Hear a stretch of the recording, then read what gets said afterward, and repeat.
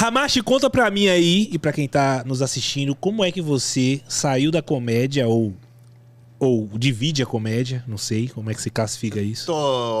Com música. Eu tô no meu ano sabático da comédia que já dura 4 anos. Caramba. 4 anos, velho? Eu não sei se são 4 anos. Eu não sei, na verdade, porque eu parei um pouco antes da pandemia. Ah, não, mas a gente fez aquele show lá. Conta, né? Tá, Cara, não foi stand-up. Não, Não foi stand-up. É. Foi uma sacanagem que a gente fez lá. Que foi uma zoeira boa ali. Mas eu parei um pouco antes da pandemia. Então veio a pandemia. Estamos há quanto tempo já? Caramba, não sei. Foi 2020, né, a pandemia? Não faço mais, desde que... É verdade, é 2020. Tem um ano. 2019 foi o último stand-up que eu fiz, é isso. Então... Tem tempo. Tem 2 anos aí. 3 anos.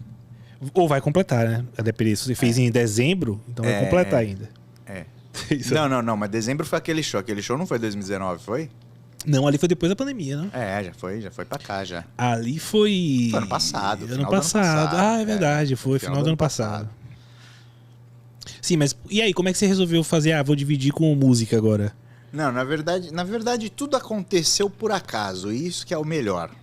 Porque, na verdade, assim, a comédia já estava decepcionante financeiramente e...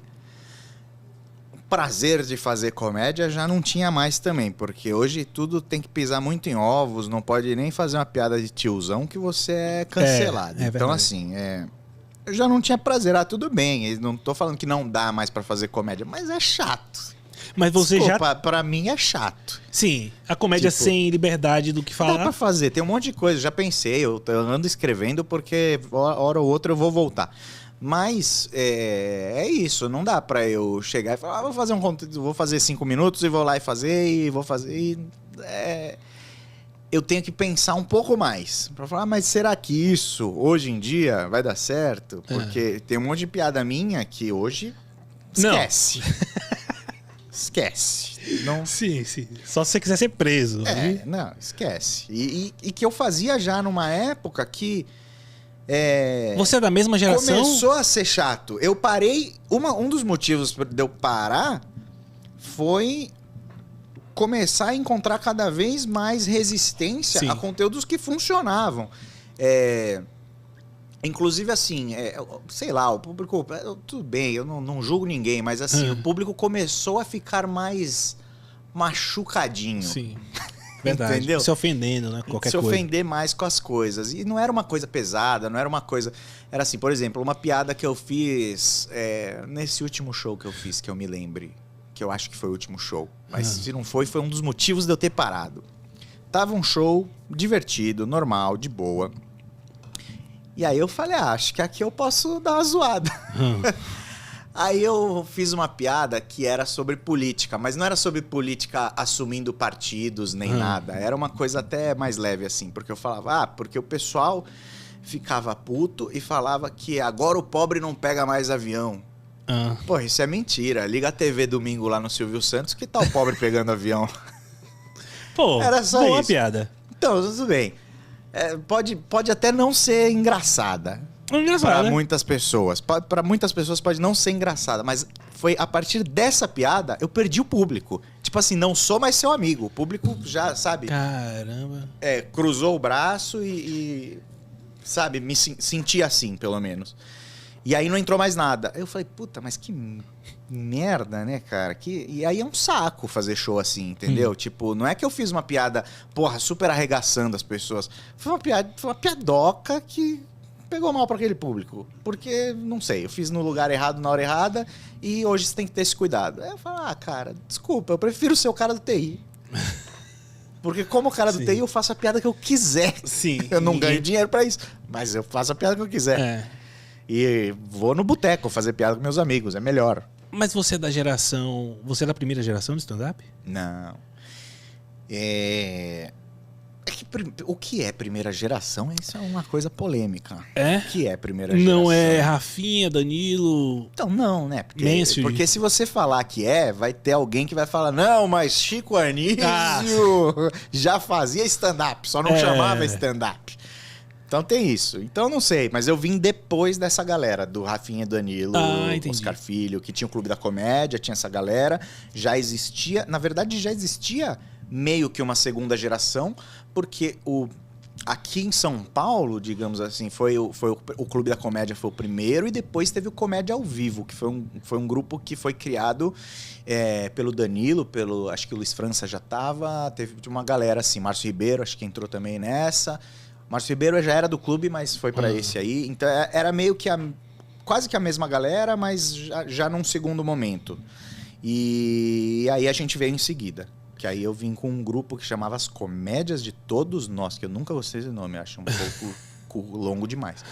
Mas a gente foi meio que assim, terceiro grupo. Quem era esse grupo? Assim, que era grupo de stand-up. O Comédia de Todos Nós, que você fala? Eu, Rogério Morgado, Bernardo Veloso, Aramis e Márcio Raif. Caramba, você é da mesma... Então, você é da mesma geração que o Rogério Morgado. Sim, sim. Começamos, foi o primeiro grupo de comédia que nós tivemos. Foi eu, Morgado e essa galera aí. Mas você já trabalhava com música de alguma forma? Já gostava? Já produzia alguma coisa? Tocava em boteco. Assim, na verdade, eu toco em boteco eu toco desde os meus 15 anos de idade. Caramba! Mas eu tocava rock, então não dá pra dizer que isso é um trabalho. Não, mas você teve uma vai época... lá pra cachaçar e... Mas teve uma época que o rock era forte aqui, né? Não, o rock é forte, se você for bom o suficiente pra... Se você for o Angra, você tá ganhando dinheiro com rock. Se você for eu, você não você tem que fazer outra coisa. Mas aí você começou ou seja, a música sempre tava com... Você sempre teve um pouco da música com você. Mas em show, porque, por exemplo, o Marcelo Marrom e o Capela usavam muito música no show deles. Que eles tinham o Comédia de Preto e Branco. Que, inclusive, se eles fizessem hoje, seriam presos. Não, ia ser... Velho, o mundo da comédia tá acabando, velho. Mas naquela época já não era tão fácil, viu, pra eles. Eles tiveram um ou outro estressezinho. Não é como seria hoje, não. Mas tiveram já um ou outro estressezinho. Mas, de fato, não está fácil. Não, eles seriam presos fácil hoje. Agora sim. Acho que não, fácil. Agora sim. Mas eles usavam muita música no show deles. Você usava música nos shows que você fazia ou não? No stand-up era só stand-up? Era só stand-up. Nunca coloquei música com... Mentira, eu fiz um show em Curitiba uma vez, que era um show solo, e eu não tinha certeza se eu ia completar 1 hora de show. Caramba. Aí eu coloquei uma música no final pra encher lá foi uma música, uma vez que eu coloquei. Não gostei, não... E mas aí foi só naquele show mesmo. Mas aí você então meio que se decepcionou. Eu lembro você foi... Mentira, eu já fiz humor com música no Domingão Sem Faustão. Ah, sim. Ali a gente fazia bastante coisa. Mas já não era o show do... É porque, eu não sei, acho que eu separo em caixas diferentes na minha cabeça essas coisas. Então assim, o show de stand-up é aquele show que você vai no bar e tem lá 3, 4 caras e cada um vai e faz a sua parte, e às vezes tem um cara que leva um violão e faz alguma... Isso eu nunca fiz.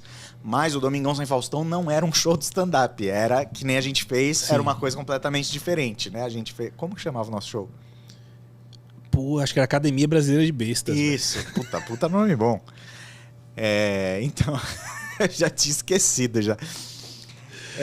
Academia Brasileira mas era um show parecido com a Academia Brasileira de Bestas. Era assim, tipo, vamos fazer alguma porcaria lá no palco pra fazer a galera rir a qualquer custo. Beleza, vamos. E aí a gente fazia. O Thomas Kennedy, que já veio do lance... Ele fazia humor com música antes do stand-up, né? Então ele... Na verdade, a gente pegou e seguiu com ele, assim, as coisas que ele já mais ou menos fazia. Agora teve o... esse negócio pra quem não sabe, o Thomas Kennedy inventou um negócio que na minha época ficou muito famoso e nem existia YouTube ainda, que era o Jesus Negão. Ele inventou isso? Aham. Mas era um personagem? Não, era uma música, era um rap. Tá, poxa. Procura que você vai achar. Aí você vai achar, tá escrito assim, Hermes e Renato Jesus Negão, porque a galera não sabe de onde veio e acha que é. Caramba, eu vou ver, velho, não sabia não. Ele que fez? É do Thomas. Ah, legal, vou pesquisar, velho, pra ver. Agora me diz uma coisa, eu lembro de ter visto você, inclusive o Jô Soares aí, que faleceu agora. Você foi no Jô Soares com o Gus Fernandes. Sim. Que eu nunca mais vi, inclusive, o Gus Fernandes fazendo nada, assim. Porque ele também tá ganhando mais dinheiro fazendo outra coisa. Ah, é? Ele não tá mais na comédia, não, o Gus? Não, o Gus virou diretor de TV. Entendi. Eu não sabia, não. Sim, mas aí vocês foram no Jô Soares, tinha alguma música naquele show que vocês faziam? Não, na verdade eu não... Era um show juntos, né? Isso que vocês estavam fazendo? Não, a gente na época fazia muitos shows junto, mas não tinha nada oficial. Não tinha assim o grupo que tá ligado? Teve uma época até que a gente fez com o Cambota também. Era eu, o Gus e o Cambota. E a gente fez alguns eventos, algumas coisas, mas não era um show que nem que durou muito tempo, assim. Era um show que a gente pegou, fez alguns eventos e nem lembro por que a gente parou de fazer. E aí, na verdade, a parte musical ficava por conta do Cambota. Então eu nem tocava em instrumento nenhum. Mas aí vocês foram no Jô ali pra divulgar... E aí a gente tinha uma amizade... Hoje ainda temos, né? Mas a gente tinha uma amizade bastante forte naquele momento. Eu, o Gus, Luiz França, nós três, né? Que a gente se metia aí pro Japão fazer os bagulho lá. Só que o que aconteceu? A gente tava num momento assim de tipo, vamos cavar uma pauta, vamos fazer um negócio assim assado. E a gente até contratou uma assessora de imprensa para tentar encaixar a gente num programa de TV, falar sobre o Japão, porque a gente já tinha ido, entendeu? Assim, e é uma experiência legal, dá para você contar várias coisas e tal.